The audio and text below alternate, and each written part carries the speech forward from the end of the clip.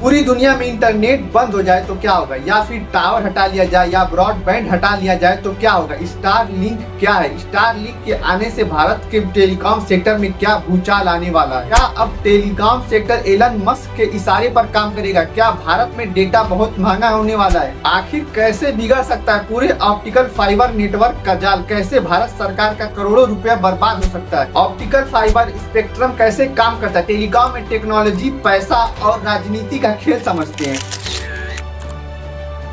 आज जो हम बहुत आसानी से 4G 5G यूज करते हैं, ये रफ्तार हम तक पहुंचाने के लिए पूरी दुनिया में ऑप्टिकल फाइबर का जाल बिछाया गया और सहारा लिया गया नेचर से मिले वरदान का, यानी रेडियो फ्रीक्वेंसी स्पेक्ट्रम का। हवा और पानी की तरह नेचर में मौजूद स्पेक्ट्रम जो 0 से इनफाइनाइट तक जाता है, उसका सहारा मिला टेलीकॉम टेक्नोलॉजी को। टेलीकॉम टेक्नोलॉजी जो हवा में एक सड़क बनाती है, हवा में एक ऐसी सड़क जिस पर हमारे सिग्नल आसानी से दौड़ते हैं। आज जो कुछ रेडियो एंटीना या फिर मोबाइल टावर, सैटेलाइट और ब्लूटूथ भी स्पेक्ट्रम की मदद से चलता है। स्पेक्ट्रम अलग अलग फ्रीक्वेंसी में बटा होता है, जिसमें हम यूज कर सकते हैं 3 मेगाहर्ट्ज से लेकर 300 मेगाहर्ट्ज तक की फ्रीक्वेंसी।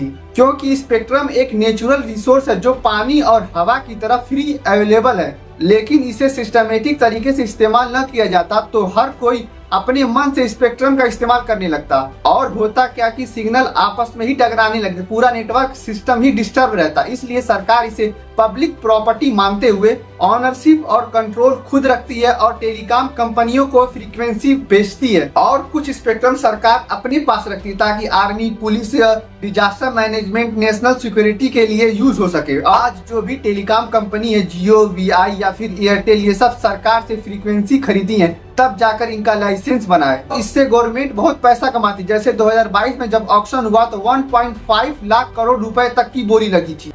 लेकिन स्पेक्ट्रम तो नेटवर्क सिस्टम का बस एक पहलू है जो टावर और राउटर से सिग्नल देता है। टावर का बस इतना ही काम है कि 2 kilometre, 4 kilometre, 10 kilometre, maximum 20 kilometre की रेंज में बस सिग्नल देना। लेकिन टावर और ब्रॉडबैंड को दुनिया से जोड़ता है केबल, जिसे बोलते हैं ऑप्टिकल फाइबर।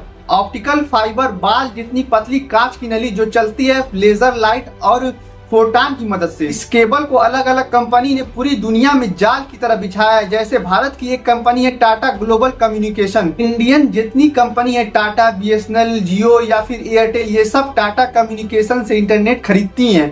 टाटा दुनिया का सबसे बड़ा इंटरनेट सर्विस प्रोवाइडर है। इंडिया की जितनी भी कंपनियां हैं, जियो हो या एयरटेल हो, बीएसएनएल हो या फिर वीआई, सब टाटा से ही इंटरनेट खरीदती हैं। टाटा जमीन से लेकर समुद्र तक अपनी केबल की जाल बिछाए हुए। टाटा का सिर्फ समुद्र में सबमरीन केबल लगभग 7 लाख किलोमीटर का है। अगर पृथ्वी का पूरा एक चक्कर लगाया जाए तो एक रिंग बन जाएगी। इसका जाल India, America, Europe, middle east, Singapore जैसे 240 देशों को कनेक्टिविटी देता है। सबसे बड़ी इसकी कनेक्टिविटी है वो है सिंगापुर और इंडिया के बीच जो है 5000 किलोमीटर की। डॉक्टर मनमोहन सिंह की सरकार ने टेक्नोलॉजी को देखते हुए 2011 में गांव-गांव तक इंटरनेट पहुंचाने के लिए एक प्लान बनाया, जिसमें टारगेट रखा कि 2.5 लाख गांव तक 100 Mbps की स्पीड से इंटरनेट पहुंचाया जाएगा। इसलिए नेशनल ऑप्टिकल फाइबर नेटवर्क योजना बने, जिसके तहत हर गांव में ऑप्टिकल फाइबर बिछाना था। लेकिन 2012 से जिस रफ्तार से गड्ढा खोद खोद कर ऑप्टिकल फाइबर केबल बिछाया जा रहा है, 2025 आ गया लेकिन आज तक पूरा नहीं हो पाया। हालांकि हमारे देश को एक दूरदर्शी प्रधानमंत्री तो मिले, लेकिन वो भी इस काम को पूरा नहीं कर पाए। हाँ, लेकिन एक काम उन्होंने जरूर किया, 2015 में इसका नाम बदल दिया, नेशनल ऑप्टिकल फाइबर नेटवर्क से भारत नेट कर दिया। लेकिन फिर भी 10 साल हो गए लेकिन प्रोजेक्ट पूरा नहीं हो पाया। हमारे देश में 2015 में जब नाम बदला जा रहा था तो अमेरिका में एलन मस्क की कंपनी स्पेस एक्स ने एक नया प्रोजेक्ट स्टार्ट किया जिसका नाम था स्टारलिंक।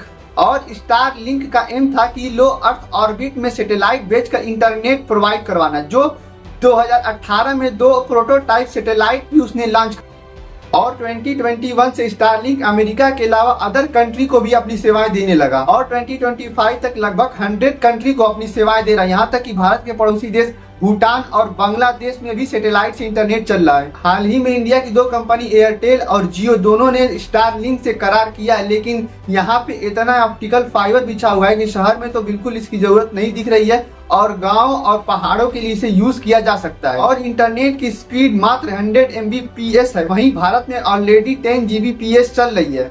अगर रेट की बात की जाए तो अलग अलग कंट्री का अलग अलग रेट है, लेकिन भूटान का देखा जाए तो वहाँ 4200 लगभग है। वहीं भारत में भी रह सकता है, तो ये यहाँ के हिसाब से वो तो बहुत महंगा हो जाएगा। अगर अकेले स्टारलिंक फील्ड में आती है और रेट कम करके स्पीड और तेज देगी तब कुछ हो सकता है। जैसे जियो मार्केट में आई थी और डेटा फ्री कर दी थी, और आज के डेट में उसके पास लगभग 45 करोड़ सब्सक्राइबर हैं। अभी तक स्टारलिंक का इंडियन मार्केट पे खास असर दिख नहीं रहा है, लेकिन स्टारलिंक अभी तक 7000 सैटेलाइट भेज चुकी है, लेकिन 12000 से लेकर 42000 तक उसे भेजनी है। तो हो सकता है उसकी जब स्पीड बढ़े तब मार्केट पे कुछ असर डाले। जब लो ऑर्बिट में 42000 तक सैटेलाइट पहुंचेगी तो स्पीड जाहिर सी बात है बढ़ जाएगी।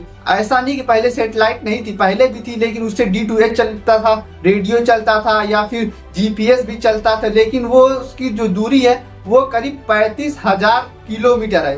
वहीं अगर लो अर्थ ऑर्बिट की बात की जाए तो वो करीब 550 किलोमीटर की दूरी पे होता है पृथ्वी से। BSNL के साथ तो लगता है कि ज्यादती हो गई, क्योंकि प्राइवेट कंपनियों को 2010 से लेकर 2015 के बीच में लाइसेंस मिल गया था, लेकिन BSNL को मिला जाके 2022 में। BSNL के पास तो इतना बड़ा सिस्टम था कि अपने टावर को रेंट पर दे दिया, लेकिन आज 2025 आ गया फिर भी 4G पूरी तरह से चालू नहीं हो पाया।